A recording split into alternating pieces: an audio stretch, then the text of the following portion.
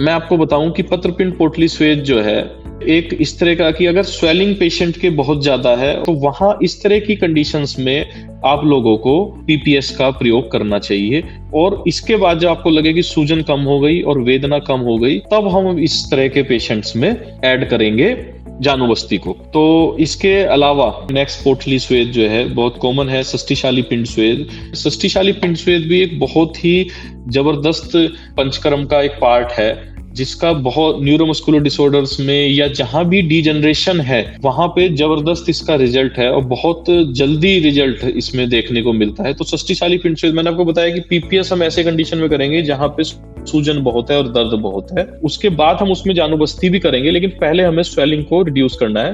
तो 7 सिटिंग बहुत होती हैं और आपको 7 दिनों में प्रॉपर वे में दिख जाएगा कि पेशेंट का रिजल्ट वो उसको स्वेलिंग कम होने लगी है। इसके बाद हम षष्टिशाली पिंड स्वेद इस तरह के पेशेंट्स में करेंगे जहां बहुत ज्यादा वीकनेस है, पेशेंट बहुत कमजोर है, क्षीण है।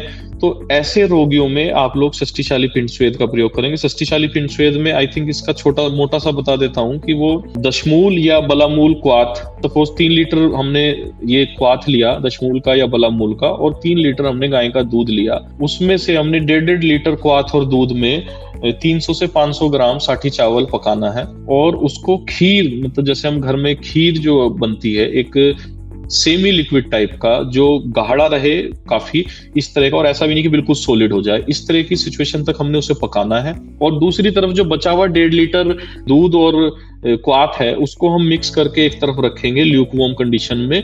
और जब पेशेंट को अभ्यंग करने के पश्चात, इसमें पहले हम पेशेंट का अभ्यंग करेंगे इन्हीं जो हमारे महामास, क्षीरबला, इस तरह के तेल जो ब्रह्मणीय तेल हैं, इन तेलों से, और उसके बाद हम साठी इससे जो पोटली बनाई है हमने, इन पोटलियों से पेशेंट को हम षष्टिशाली पिंड स्वेद करेंगे।